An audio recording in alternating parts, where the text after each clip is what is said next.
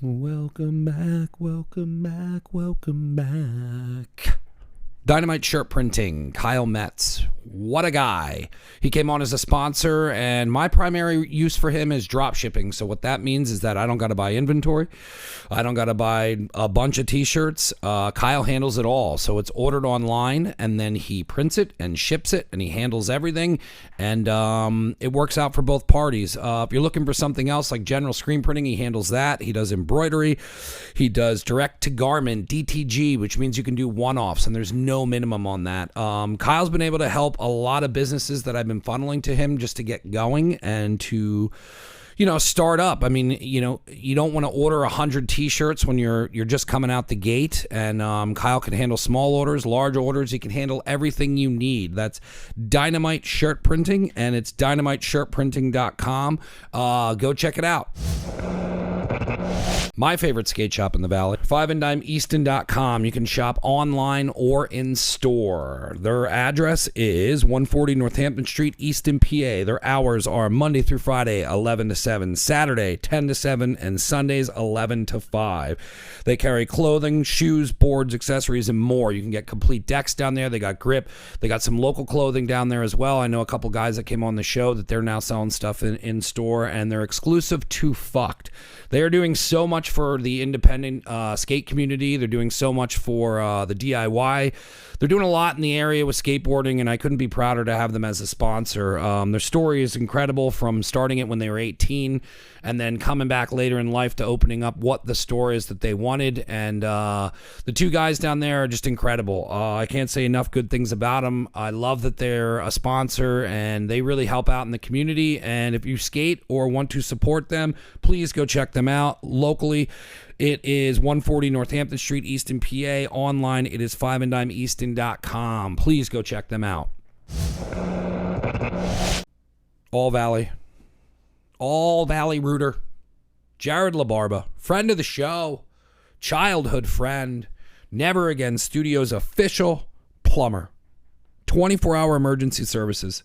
610-762-1656. That's 610-762-1656. They charge by the job, not by the hour, and they are 100% fully insured. They have free estimates. They also do installation and repair. They have a list of things. I can't go over them all on here, but you can find them at allvalleyrouter.net. All of Jared's services are on there. It's a beautiful website. You can contact him through that website. You can find out how to do, emergency services. Where should I call? Who should I contact? You can get all that there at allvalleyrouter.net. Free estimates, fully insured. Jared LaBarba. Check him out.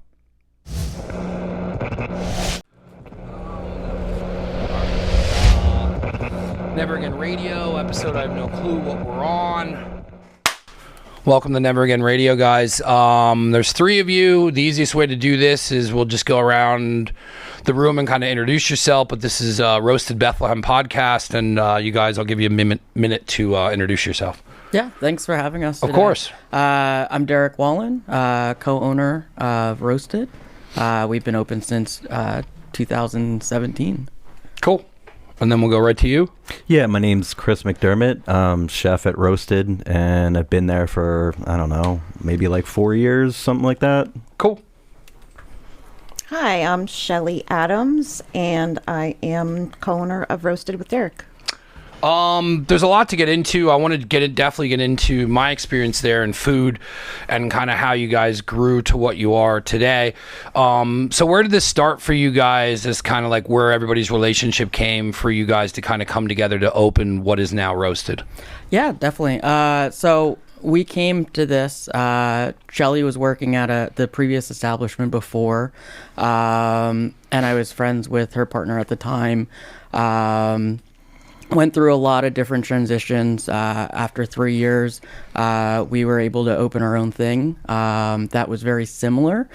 So we're very farm to table, fresh, organic, as well as sweet and savory options. Breakfast and lunch, famous for our pancakes.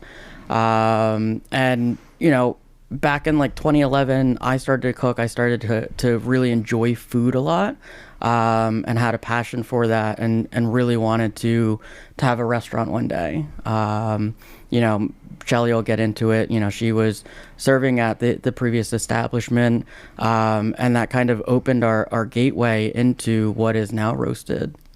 What was it like for you, Shelly, to kind of, I know you had a relationship there before, but then I know what it's like to be working and in an industry, and then when you have an opportunity to kind of grow it a little bit further or stay in it, what was the appeal to want to stay in the restaurant industry? Because most people run as far as they can from it. True. I've been in and out of the restaurant industry since I was about 20. Yeah. I've done all of the jobs. What did you start out doing? I started serving when I was 20. I've cooked, I've bartended, I've hosted, I've helped with dishes, I've done all of the jobs. Yeah. When I started at the previous restaurant, I absolutely fell in love with our regulars. It was like your favorite bar where you could go in and have an honest conversation with no alcohol. It just felt like home. Yeah, I mean, I had similar experiences with cooking, and when you have people that kind of start talking to you about like, hey, how did you make this? Or bartending's very similar, where like sometimes it's hard to walk away from.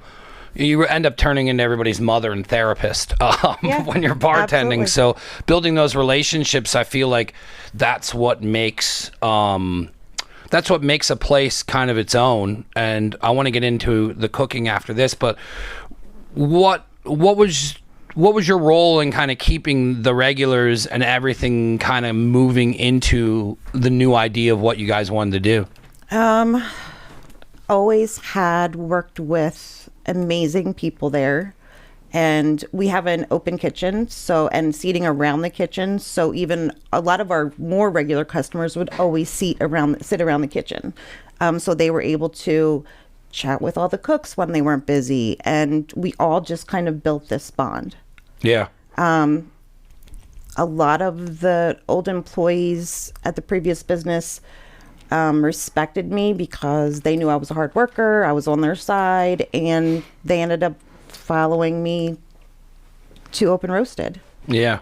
That's exciting to be able to kind of bring the people and the employees and kind of like take the better parts of what was an atmosphere and then make it into a new one. And it's hard to do, but it seems like you guys were very successful on it.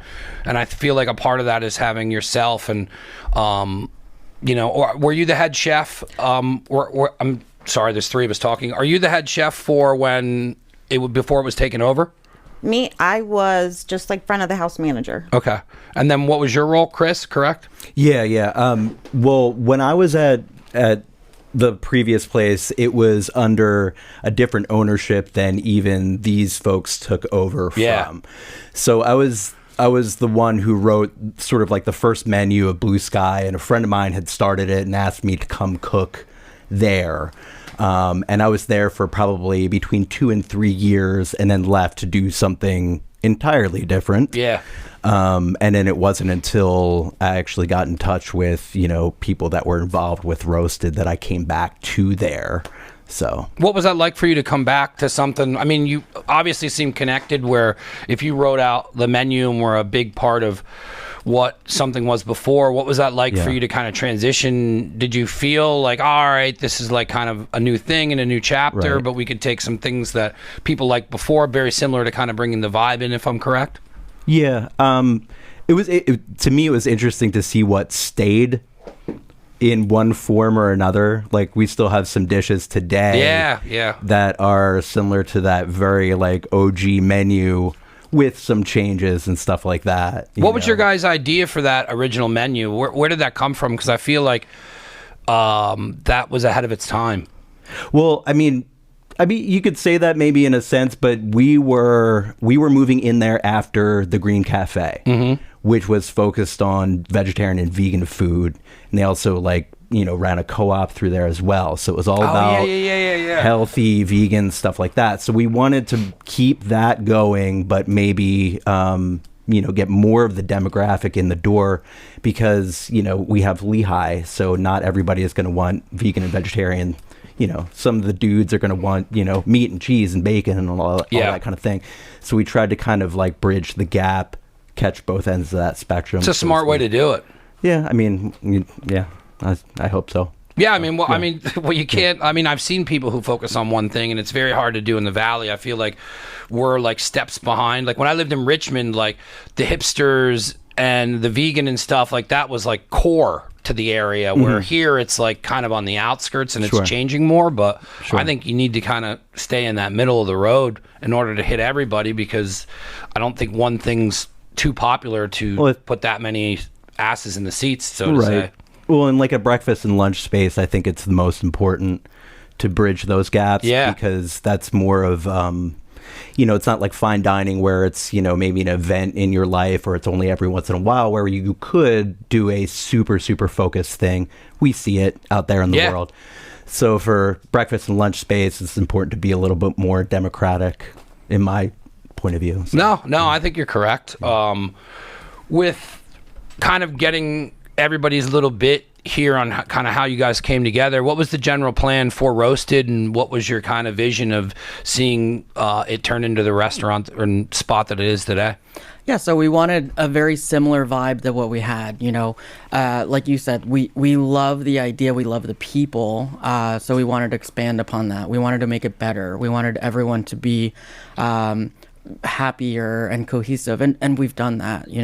Our staff are some of the best people around, constantly in reviews and just on the street. They tell me, or we read, how well, how impressed they are with the server and the service that we have, and how quickly we can pump out as much stuff as we do in the small kitchen. So everything kind of stemmed from that. And then just building upon that, building some new menu items, building some things that didn't work. We used to have like a s'mores French toast, which just destroyed the flat top, with all of that marshmallow and chocolate. And, we're like, what can we do to replace this? And we came out with the Oreo French toast, which is that, very sweet, decadent dish that, is overindulgent, and the opposite of, that fresh farm to table healthiness. And then kind of grow upon that and have like these amazing menu items that are, could be very healthy or could be very indulgent. We moved to Southside because it was, just a great place. We love the people that are in Southside. We love, the arts district, and just everything that's expanding upon that. I mean, you see the level of growth in the last 10 years, which is just awesome, and we love being a part of that. Was it rough to get things going in the beginning? I think, because this was our first restaurant, there were a lot of challenges, right? We didn't necessarily know what we were doing. We knew how to run a restaurant. I had other businesses as well. But, coming the culmination of everything, we transitioned probably in about 3 months. We gutted the place, fresh paint, people came back and they were like, oh, this looks so much bigger. It's just bright and vibrant. So I think the transitionary period wasn't too bad for us. We had a lot of regulars that were super excited that we were back. We didn't have a ton of time. It wasn't a year later, it was only a few months. So I don't think overall it was too bad. And, we just hit the ground running, and we haven't looked back since. Is your, I'm just trying to think of it from a perspective of like kind of building the business out, and it sounds like you guys have the correct people involved. Did you want to be more, did you bring more coffee in on an end, or is it just kind of something where you blended the food and coffee together, or do you guys kind of look at it as like one thing as a whole, or where did kind of the concept of like the coffee and the breakfast kind of meat? Sure. It's an interesting name because when you say roasted, a lot of people think that we're a roastery, right? A coffee shop. And we say, no, we're like more breakfast and lunch. The coffee vendor we use is Homestead Coffee Roasters. They're down in Upper Black Eddy. I have a lot of local roastery friends, and previous establishment used them. We love them. So it was natural just to stay with them. Great coffee. We even have our own special blend just made for us. And then we rotate. So we have a dark roast, and then we rotate monthly with a different coffee. As far as, complementing each other, a lot of people love coffee. It goes good with everything. Yeah. So I don't think we necessarily built anything based on the coffee itself. But again, we used a model that kind of worked previously and expanded upon that. And coffee definitely runs in with that.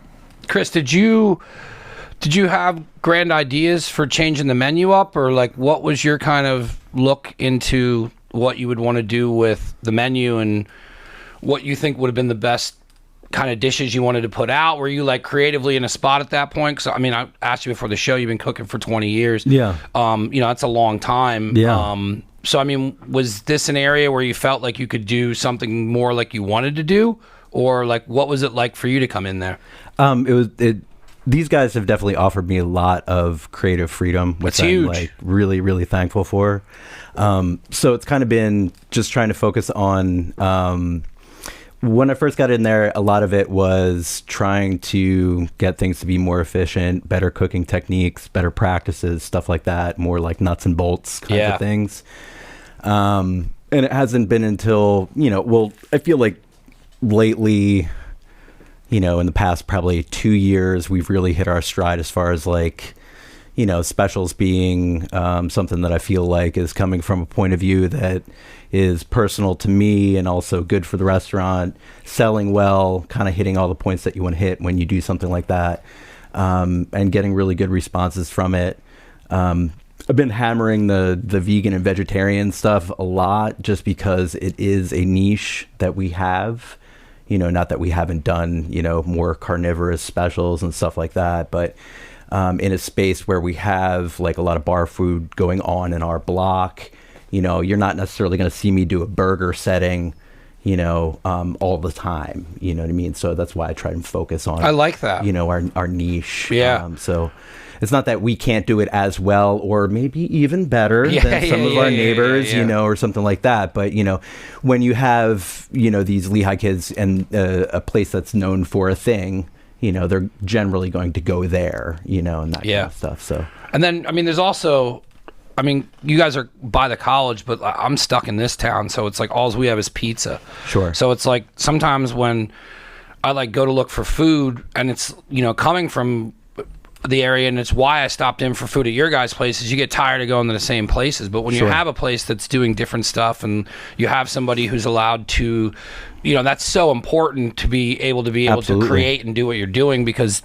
without that, what's the purpose of it other than it's a job? Sure. And cooking gets very monotonous and you get burned out on it, and if you can't express yourself through it, I feel like sometimes people don't let somebody do that, and when you don't let somebody do that, it hinders the business and it doesn't grow. So to hear that you're kind of doing stuff, like I think that's awesome for not just the Lehigh kids, but for local kids. And like with the vegan stuff, and I'm not vegan at all, and I'm trying to slowly start cooking that way because I can learn so much to make the other stuff I do better with using greens and local stuff. But I mean, to be able to come to somewhere and get something locally where people are kind of pushing the envelope, and you're seeing like Paranormal Pizza open and like stuff like that, it's like you're kind of seeing like more people really stepping outside the box of a burger. I mean, that's all we get.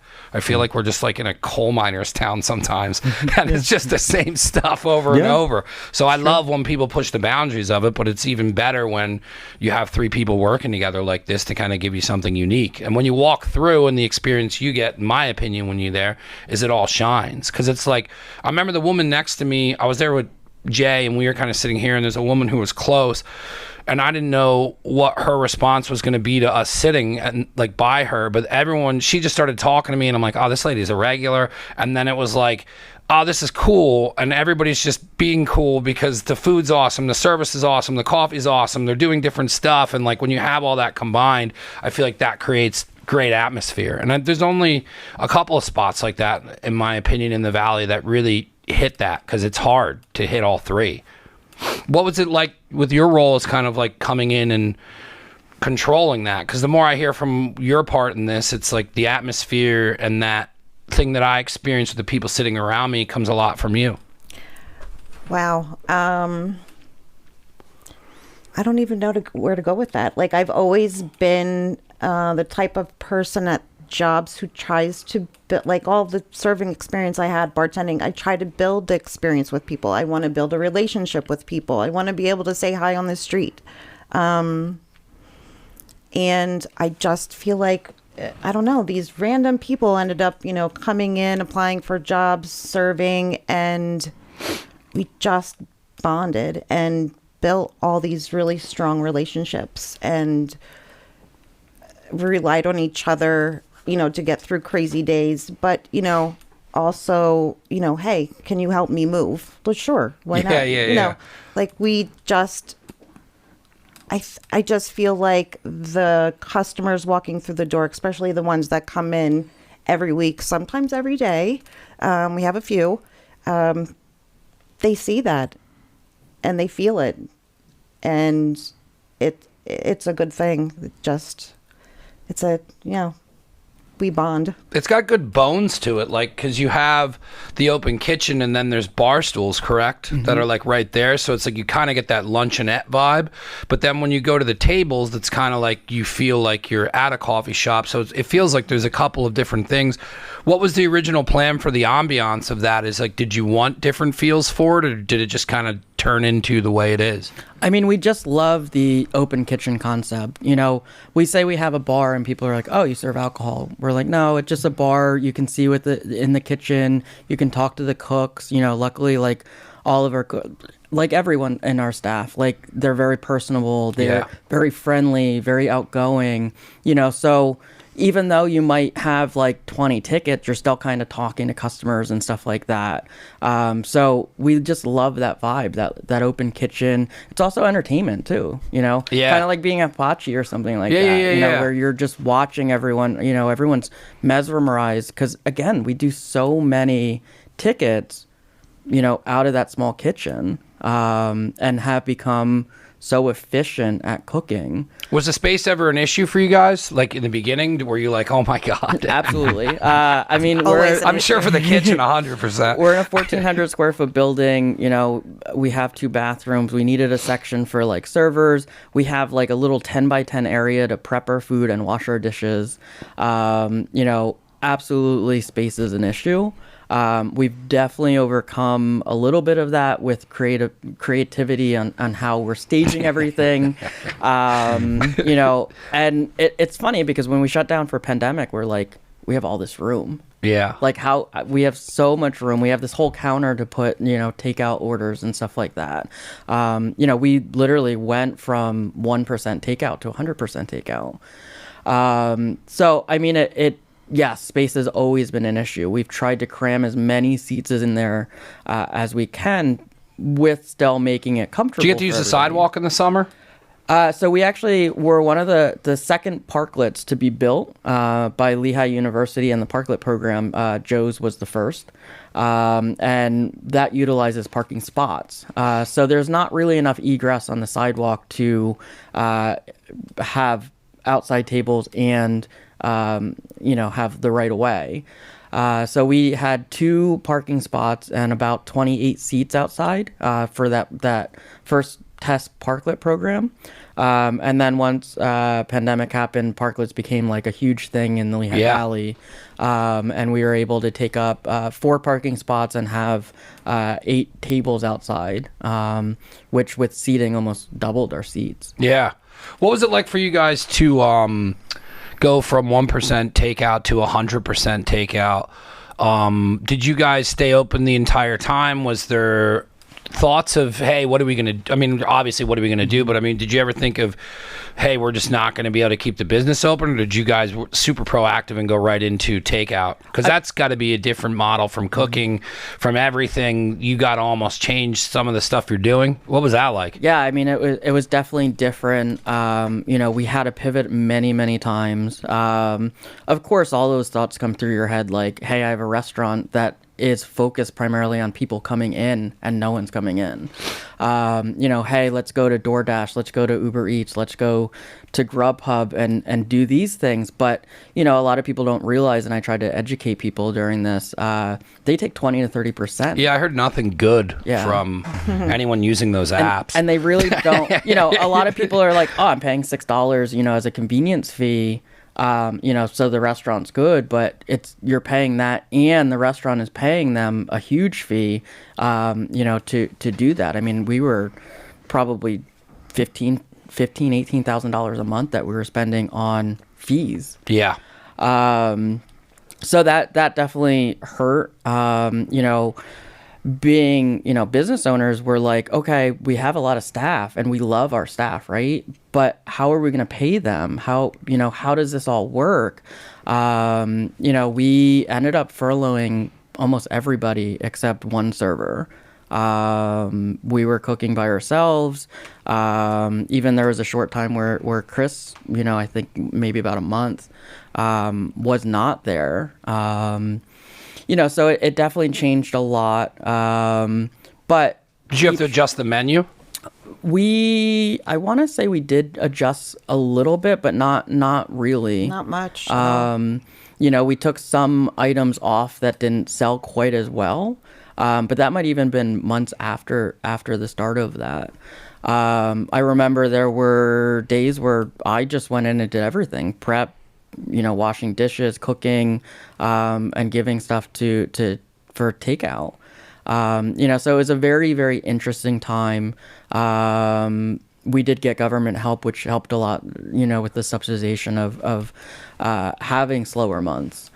But then we kind of pivoted. We got a new point of sale system, which and had our drivers, our staff drive. You know, that was a way. That was my follow up. Then is I've always wanted, you know, and I ask this to the restaurant people that come on, is like when you go to 100% takeout, you really can't like not look at takeout anymore. Especially like I have friends who have restaurants where they didn't really do takeout, but then they kind of have to keep offering it because it was something that kind of became the backbone of the business over those 2 years. So how did your takeout then change? So when we transitioned back, I mean, we still have takeout. You know, we have a message. We tried to educate people like, hey, like when we get busy, you know, if I have an hour wait, we're not going to do takeout. It just doesn't make sense. Like that just hinders the kitchen. You know, everyone's experience is bad. A lot of anxiety. Yeah. So we end up just turning it off. And, you know, it's one of those things where we've kind of become used to as a society of businesses closing because they're short-staffed, or, you know, us turning off our takeout because we just are too busy at that time. Yeah. And people are disappointed, but they're not outraged and, you know, going on Yelp and saying like, you can't get takeout on this place, like it's never open. You know, so we have a lot of that. You know, a lot of the businesses that are local to us, also Still Woodland Mansion, they support us a lot in takeout, and they're like, oh, you were closed today, like it's not that big a deal. You know, we wanted to try and have lunch. Even our hours changed. You know, we used to be 7 days a week. We're 5. We're closed Mondays and Tuesdays. Did that happen because of the pandemic? Yeah, absolutely. Yeah. But then this is what I always find interesting too, is even like with Giant, like they used to be 24 hours and they're no longer that. And then I was like, man, that, you know, they finally had that meeting. We're like, what are we doing being open 24 hours and forcing someone to be there? And then when I see restaurants then changing it, and I look at it from a perspective of like, well, good, you know, the people who are working there aren't going to burn out. Like, I mean, it definitely had a big reevaluation of what we're doing in society, right? Like, you don't see a lot of 24-hour places anymore. No. Nazareth Diner, my whole life has been 24 hours. Yeah. It is no longer 24 hours. Which is good. I mean, And I'm like, from their perspective, it was probably way easier to not try and staff a night shift that just puts up with drunk and stoned people, or people who are coming in super late and you're just in a kitchen standing around making one meal. Like, that sucks to be that person. Oh yeah, definitely. And even before, like in the restaurant industry, most are closed on Mondays, right? That's just a thing. Well, what's crazy is seeing Easton and now Nazareth is no one's open Monday and Tuesday anymore. And then I'm like, the more I look at it, it seems like the Lehigh Valley is not open on Monday, Tuesday. Yeah, really. I mean, we try and go out and we're like, oh yeah, it's Monday. Yeah. Yeah, I mean, it's definitely interesting. We had a lot of service people come out on Mondays because we were at one point really the only place open Mondays. Yeah. So we got to hang out with friends, peers, restaurants, stuff like that, which is great. And, we'd love to get to an opportunity to do that again. But it's hard with staffing right now. Yeah. It's still hard. Yeah, definitely. I see a lot of places that'll be like, hey, we're temporarily closed today because of staffing, or it's like relying on one person and they can't just keep doing that. So it's weird, not weird, but I mean, I would rather this version than, hey, you can't leave your house or drive your car anywhere. So like, to see where it's still kind of hurting from everyone shutting down and whatnot, it's like at least you're open. But it seems, I don't know what it is. It seems like the cooking industry really took a hit on people wanting to work in it. It did. I mean, again, I think a lot of people reevaluated what they wanted to do. They've been in an industry for a very long time and they haven't really maybe known other things. Yeah. We had a prep cook that worked with us, since opening, and he decided to do woodworking. We had a bread maker, same thing. He made amazing bread. Wayfair Baker. I don't know if you ever had their Sounds familiar. sourdough bread, all kinds of different things. So great. Now he's just making, he makes bread every now and then, but not commercially really. He's doing woodworking and carpentry and stuff like that. So I think the windfall of kind of COVID was a lot of cooks getting out of the industry, which led this depression of, staffing. When we have staffing issues, it's not really anything but back of house. We don't have someone to cook that day. Running a small business, we have 15 people on staff, and only 4 of which are cooks.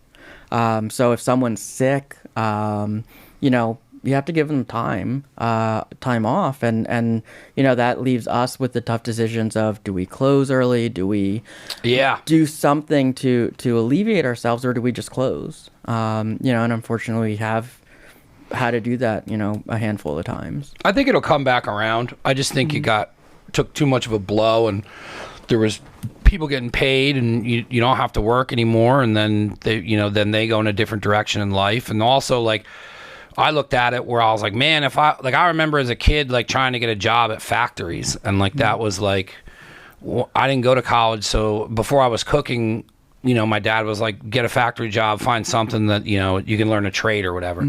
And like, when businesses that were hurting started offering a ton of money and you're having a regular schedule, I feel like that kind of took a brunt to a lot of people who were like, well, man, I could go over here and work Monday to Friday and I get my weekends and holidays. And I know it's technically short term with like Amazon and stuff like that, but I saw a lot of friends and people kind of walk away from cooking. It's tough. It's tough to cook. It's tough to be in there. You have to love to want to do it. And that's why I like, when you said 20 years, I was like, yeah, you're into it. You love doing it. Yeah. And that's what makes a difference in the food that you serve there. Yeah, definitely. And I mean, it's industry. It's all industries. Yeah. All industries have, a worker issue. It's not just restaurants, but I think restaurants definitely have been hit a lot harder than most. Yeah. Getting into the food aspect of it, because you were talking farm to table, what do you guys have there that's kind of unique, and like what do you kind of have there that's like the backbone? I know you were saying pancakes, but like, let's get into food. Like, what kind of like separates you guys from other spots, and what makes it, I know because I ate there and I'll get into that, but like what makes it unique about what you guys do with your food and your coffee? Yeah, sure. I mean, we do a lot of local farms, organic brown eggs. That used to be an option. Like, oh, do you want organic eggs? We'll upcharge you for it. Where now in-house is all organic, cage-free eggs. I think we develop everything in-house. One thing is chorizo. We make our chorizo in-house. So we get ground pork. We get ground pork. We season it, throw some tequila in it, marinate it for, a day or two, cook it off.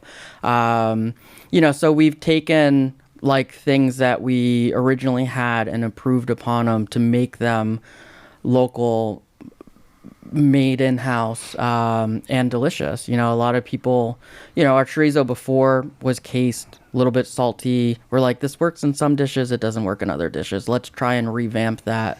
When we're working with our vegan items, we have to build them from scratch. If you just sub out items that are non-dairy, you get this kind of okay product usually, where if you start from scratch, our pancake batter, we can make it very good, and you don't even know the difference. I don't know if you tried any of our vegan pancakes at all. I split a pancake with Jay, but I don't remember if it was a vegan one or not. Yeah. And then just interesting combinations. I said the Oreo French toast earlier. We have savory pancakes, where we take our chorizo, jalapenos, caramelized onions, and cheddar jack, bake it into the pancake and top it with 2 eggs. Yeah. And then we try and say, customers are like, can I have syrup? We're like, look, try it this way. And then because you have the runny eggs on it, you have something to make it, not that our pancakes are dry, but, a little bit more moist. Yeah. So we have a lot of different creative options and things like that just make everything good. I always say to everyone, if you like food, you can find something on our menu that you will enjoy. I was excited because when we went, I think there was a chorizo dish special. I forget what it was. And then I knew the pancakes because you brought me a pancake at a pop-up and introduced yourself. Yeah. And I was like, I can't wait to eat this pancake. No one's brought me a pancake before. So when I was able to have the food, like I think we got a plain pancake because I was like, let's just see like what the base is. And it was notably different than most places I go.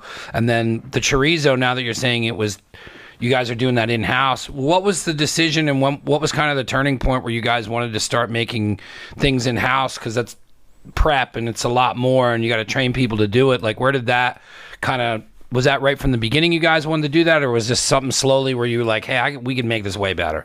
So we had from the beginning done a little bit of that, not extensively. We all cook, but we aren't chefs. We're not trained. So I think when Chris came back on board, it opened a lot of opportunities. He has a lot of experience, a lot of skill in culinary arts, and can do a lot with that. So I think it was natural to say, okay, we have this product. It's good, but we can make it a lot better. We can elevate it, and I think that's what helps us set us apart from everyone else. Yeah. I want to get back into the vegan stuff. When did that kind of start becoming like something more you wanted to push? And I like the avenue of the change and doing different stuff and having those options. Was that just something that you were interested in cooking that way and you just kind of wanted to start developing it into the restaurant, or like where did you kind of get your vegan roots from? For me, probably in college was my first exposure to it. I went to art school, so there were plenty of people that were already eating that diet. There was like a restaurant there that was doing that sort of stuff. It wasn't very good. So part of the thing was like, well, I don't eat that way myself. Yeah. But part of the thing was, well, how can I make this taste good? So then when I ended up at Blue Sky, we were trying to do a menu like that. And I was trying to write that way. So I was trying to make things that actually tasted good to me, that I would eat, the carnivore that I am, you know what I mean? And then go from there and say, well, if I'm a test case for not eating this way. Yeah. And I can sort of. But that's how I look at it. Was that kind of a rabbit hole of like, almost like scratching an itch, like, because I get that sometimes where I see the popularity of it and I'm like, man, that is not my lifestyle at all, but it would be such a challenge to try and cook that way. Sure. Because you're not ever eating that way. Like I'm sure we could sit here and we could be like, oh, you could put this on this and we would know exactly how it tastes, but that unknown, it's just kind of a rabbit hole. Yeah, but it's fun. Yeah, that's what I'm saying. It's challenging. It just, the challenge breeds the creativity, and then the creativity breeds the dishes, and then hopefully you get something that, coalesces into something people like, I had a conversation. I posted a cookbook, and a friend of mine who was vegan before, I didn't even know what it meant when I was in high school, and he put out a book and some other things, and he was like, he messaged me and was like, that's a terrible reference to start learning how to cook that way. Okay. And I was like, well, what can you give me with direction? And he goes, look, man, everybody who is vegan wants it to taste how it was when they grew up, and they want to taste it like a hamburger, and they want it to come close to how it normally tastes. They just chose to not eat that way anymore. Right. And then I was like, oh, so you still want it to be similar to that. You just don't want it to have the ingredients that are normally being used. And then when I kind of took that perspective on with like, that's kind of like where I'm like, all right, well now at least I have a base on how to feed somebody who's vegan, because I don't know how to do that because I've never eaten that way. Sure. And there's a lot of room for folks who are doing stuff that's kind of like a 1-for-1 replacement. Like, I'm not going to feed you a beef burger, I'm going to feed you an Impossible Burger. That's great. We try to focus more on the space where vegan and vegetarian food is its own thing. We are working with similar formats, you know what I mean? Like, the taco, the burrito, the sandwich. It's all a format that we understand. But we're trying to stay away from, a lot of the fake meat products and stuff like that, because if we're going to start to, as a society even, move away from that kind of eating, which we all have to, sorry to say, me included, then we have to make vegan and vegetarian cuisine something that's robust enough that people are going to crave it. And yes, you have to deal with the idea of like sort of like taste memory. There's profiles that you remember, but some of them sort of just have to be different. Yeah, because it's just, when the generations that are coming up now, it's going to be more normal. Like my mom still thinks ranch dressing on a salad is healthy. Right. That's from, people in their 70s and 80s have zero education on that. And then I've watched them get older, and you just stop. You just stop following along. You're just okay, that's the way it is. Or, like I'll go over there, and I'm like, look, I'm trying to lose weight. She's like, all right, I'll make a salad. And then I get there and it's like a salad, mashed potatoes and pork and sauerkraut. And I'm like, yo, what are you doing? And then sounds great. It's German and Irish, so that's how I grew up. That's what they thought was healthy, was having a vegetable there. So I mean, your comment about like it does have to change. By the time it does, I mean, we'll be gone, but it'll be normal for people to eat that way. Yeah. You see it slowly coming to the area, but it's interesting. What was your first dish you put on that was vegetarian or vegan? Oh, I don't even remember. I think for some reason I'm remembering we had to do a restaurant week, which is just an event that we have in Bethlehem. I think I did an avocado gazpacho. That's what I'm remembering as like a first special, but there's been a lot. It's a lot to. Did it pick up right away?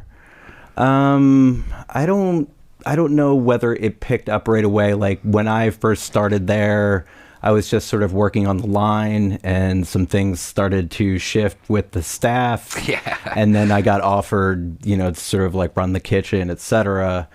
And like I said, sort of starting out was just sort of getting your feet under you and, getting processes underway. But, I mean, from the first specials that I started doing, there was always a vegan or vegetarian option, at least, you know what I mean? Along with other stuff that was including dairy and cheese, stuff like that. So it was always a part of the process. Did you feel a big response back to it enough that you were like, okay, this is working? And Yes. You know, that's got to feel good where people are responding to something you wanted to do. It helps with creativity and stuff. What was that like to kind of get feedback on your food and It's great. be going into a realm of something you don't normally do, and then you're getting a heavy response on it?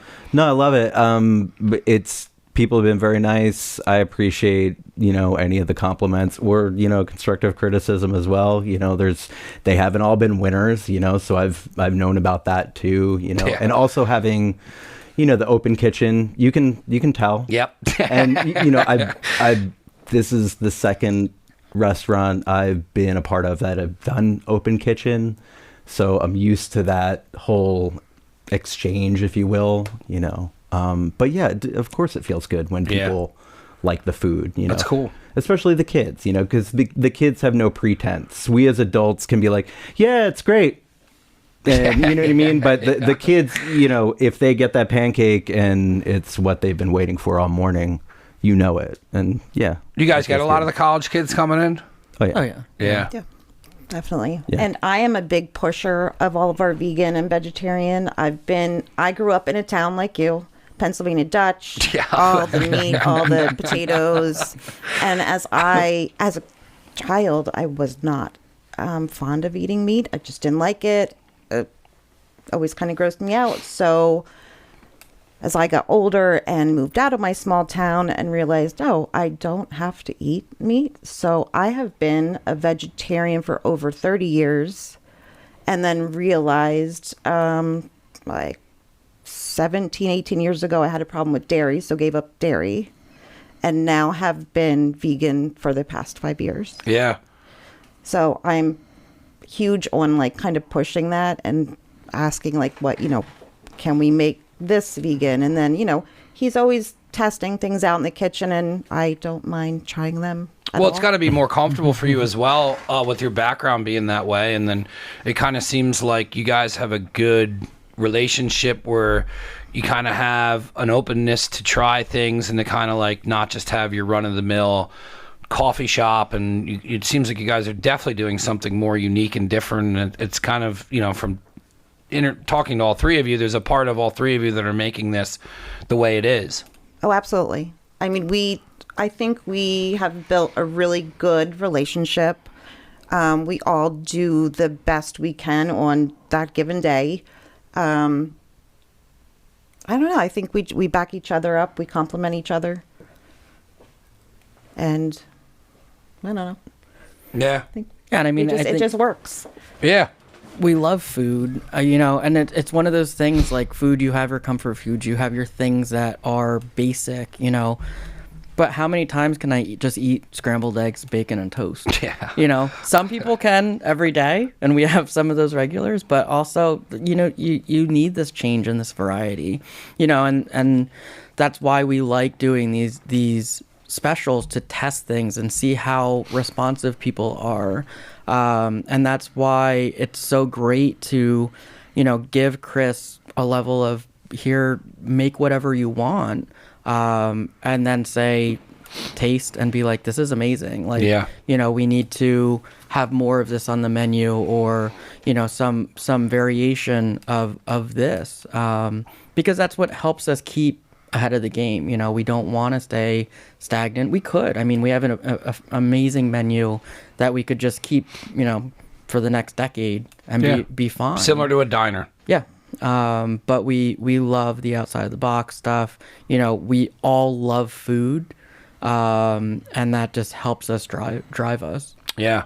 I like that you let him do his thing and he stepped into that position, because then I feel like you build a following around somebody's creativity and a style of how they cook, and I feel like that's how you make something unique with a menu. Like, I saw that menu and I was like, man, I could go through this whole thing. And then it's like, now you can come back to a place and it's like, all right, well, I can get this. And then you start running into the problems of, fuck the specials over here. Like, I want to go through the whole menu. And then, I don't know, I just feel like it's very unique on everything in there. It's hard to place my exact feeling on it, because I think I would have to become a regular, and then that would just feel like home. And I feel like that's what you guys created by taking all three of your creativity and knowledge and putting it into one.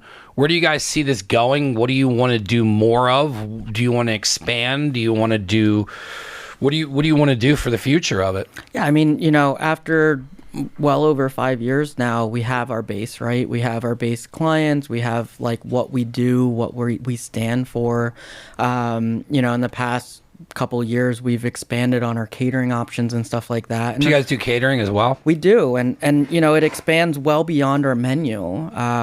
We just did a dog fashion show with Big Dog Bourbon, and we catered that, and we had vegan sushi rolls. We had mini quiches, which we don't do in house. We use some of that bourbon. Chef is great at incorporating ingredients that you want. So we took some of the Big Dog Bourbon.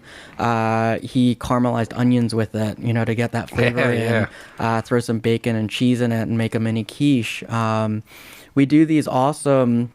And actually, the first time I think you might have done it was at my wedding, where we did a play on caviar on crackers. So it was bulgogi lentils, where, obviously that's plant-based, with a dill vegan cream cheese over a cracker. And we were having so many compliments about that. They're like, "Oh, I don't like caviar, but I love this." And we're like, "It's not caviar. It looks like it." So we get that play on like, oh, things look similar, but they're not only taste different, as vegan as well. And, I think, all the creativity behind that helps all of us expand, awareness of veganism. Shelly is a great baker, and we've had so many different baking options. She actually made a 3-tier wedding cake for me that was vegan. So we do a lot of catering during pandemic. I made like a little food trailer. I'm friends with the owner of Vinecrest, so we like did pop-ups there. We've done a bunch of weddings, baby shower. So yeah. Do you get into corporate stuff with the catering? We do.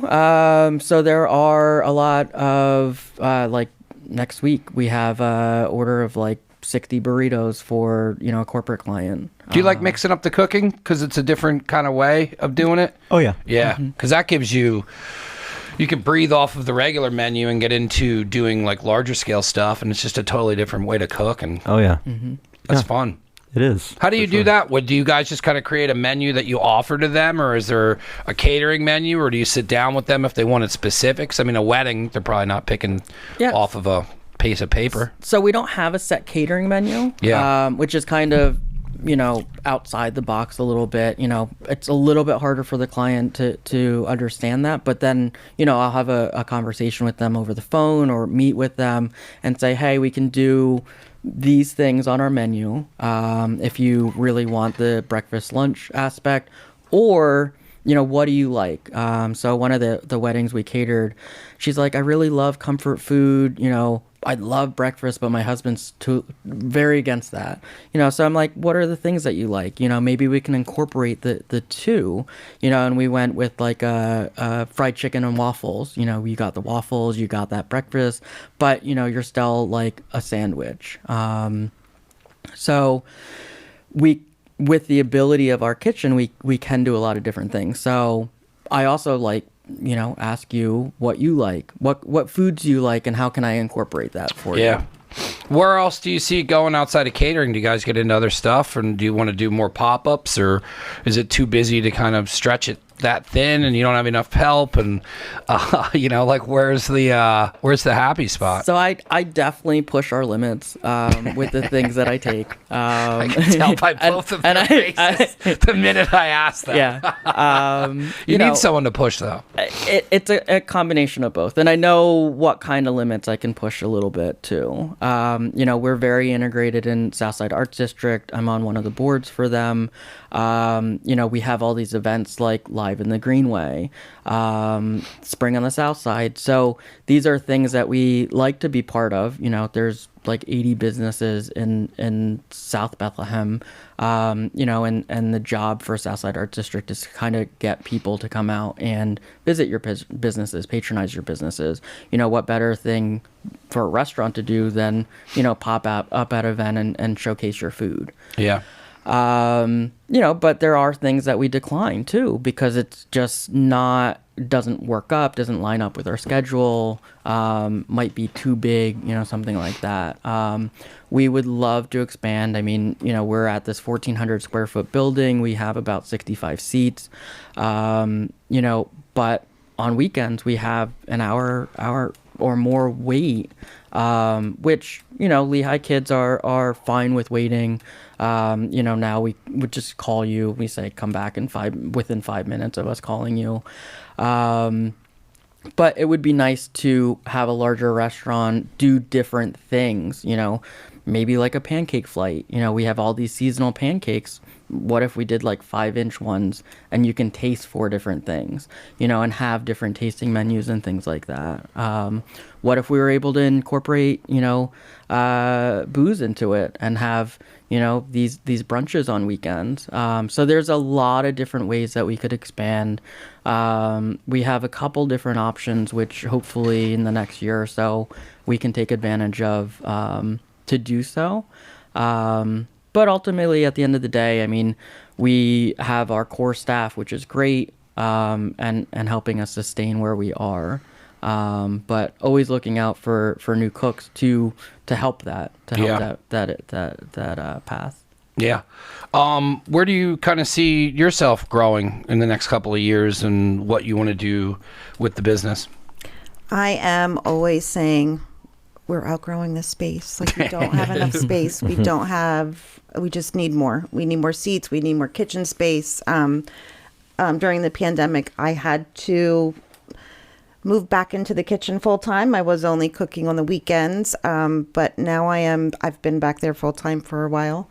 So pretty much it's just me and Chris, you know, through the week on the line, and we have someone come in and help on the weekends, but our space is just so limited. And if we end up getting more specials, we're running out of refrigerator space and freezer space, and the constant wait on the weekends. A lot of times on the weekends when all the Lehigh kids come out, our regulars don't come in because they don't want to wait. So they'll come in during the week, which is great because then we can actually talk to them. Evens it out a little too. Yeah.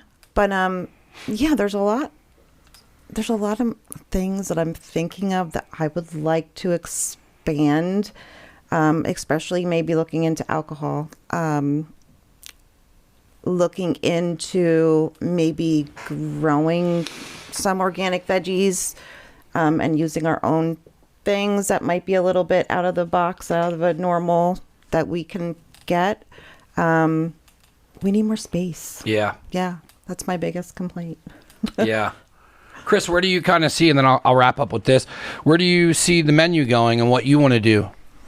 I definitely want to continue on sort of like the same track and just refining our current menu, making it better, making some internal improvements to it. And then as we, you know, get more space, more resources, human and otherwise, you know, to maybe expand into some other, you know, techniques and things like that we just don't have the space for maybe right now, and, you know, get into some more creative things that, you know, we want to do as far as, you know, especially with the vegan and vegetarian stuff, you know. So. It's smart. I can tell the two people that cook like you guys, you definitely want more space and want to grow, and then but there's also a patience you have to have with doing that, and you have to know your limits on it. And as much as you might want to grow, you still got to keep it the same for how it's working now. Would you guys stay in Bethlehem if you grew? Oh, absolutely. Yeah. Yeah. I mean, we love Bethlehem. You know, it's funny because, you know, I graduated Nazareth as well. And, you know, I always saw my world as like Nazareth. And then, you know, in 2009, I bought a house in Bethlehem, which was kind of new. Like, I don't even think I went to Music Fest really before 2008. Yeah. You know, we were inside this bubble in Nazareth, I feel like. Yeah. I got stuck here. And now I kind of feel like that with Bethlehem. You know, I always said if I had kids, like I'd move back to Bethlehem. Like school district's awesome. You know, and I kind of feel like I personally am staying in Bethlehem. But Yeah. absolutely. I mean, you know, the food, the dynamic, the city, the support, you know, the community, you know, and I personally have been so integrated into the community, and Roasted has as well. You know, I don't see moving outside of that. I don't even really see moving outside of Southside Bethlehem. Yeah. I like Southside. I keep getting pulled into it. Easton swallowed me for a while because of the food.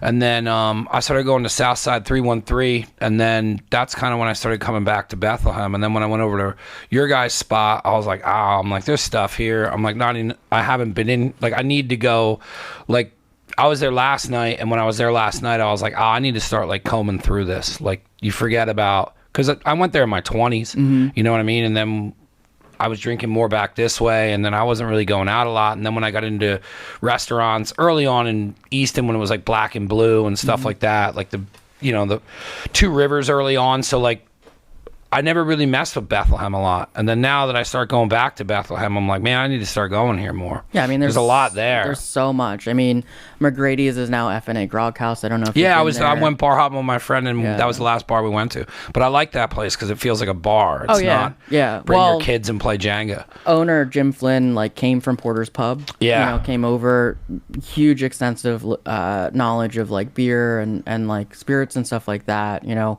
313 expanding, you know, and having a sister restaurant, The Nest. Yeah, we went there because I think Southside's closed on Mondays. Yeah, Nest is not. And then, you know, all the breweries, you know, we have Country Club Yeah. on, like, so many great places and so many different things to do. You know, you want to have like a higher end menu with cocktails, you know, you have Social Still, Zest, you know, you want to go to that bar, you have FNA, you have Molly's, Tally Ho. So there's so many different and variety of stuff.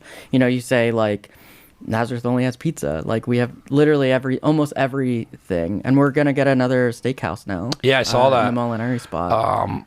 I reached out to him about doing a podcast. I'm excited to see what he does. Yeah, definitely. It seems like he's like really pushing the boundaries on some stuff and has some stuff to prove. So Yeah. it'll be exciting to watch him throw down. Very. I want to thank you guys for coming on. I'm going to give you a chance to go around and plug your social media if you want to, or if you just want to plug the restaurant, whatever you want to do, or, you know, whatever you want somebody to check out. I appreciate you guys coming in. This went well. It's not the easiest to talk to three people, but I feel like you guys complement one thing that you're all kind of going after, and it shows within your restaurant and the food, which was crazy that you've been down here before. And I was like, you look so familiar. And then I was like, man, that's such early days. We weren't even doing video. That was just audio. No. So it was cool to have you come back. And then just all the different avenues of restaurants and things that you're doing, and you're going to be coming back on to kind of promote the screen printing and the alcohol and all that. So it'll be cool to kind of see at the very end about all this is coming together. But you guys will see me again soon. I appreciate you coming in. I'm going to go around now, and you can kind of plug your social media for whatever you guys want as far as how they can get a hold of Roasted or where they can find information on it. Sure, yeah, definitely. Thank you again for having us on. Of course. I'm Derek. You can find us on Facebook, on Instagram, Twitter, Roasted Bethlehem. Follow us. We post all of our specials. Again, we do Pancakes of the Month, so every month we kind of have a different one that we What are you doing for March? So March is Whoopie Pie. Oh. Yeah. And literally, if you have the full, you have your 2 chocolate encased in, you know, your filling. For St. Patrick's Day, we always do like a creme de mint one. Yeah. So it's got a green filling in. So tune in for that. All of our specials, all the creative things that Chef does. Cool. Right on. I don't have any plugs. You can find me in the kitchen. I'm in front of a saute pan. There you go. Yeah, I don't either. I'm standing beside him in the kitchen making the food. So I just take pictures of the food and then send it to Derek or someone a friend that takes care of our social media. I'm like, can you please post this? Yep. I don't have time. Thank you guys so much for coming on. If you're first time listener, first time watcher, first time anything, it's neveragainstudio.com. That has everything. It has the apparel. It has the past podcast. It has all the audio.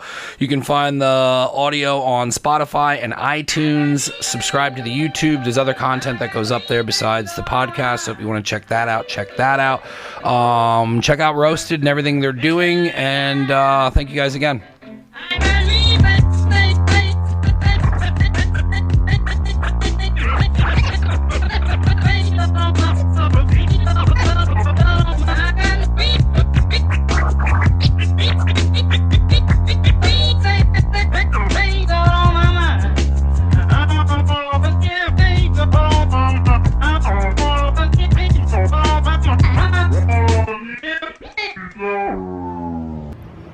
Never Again Radio. Get into it, brother.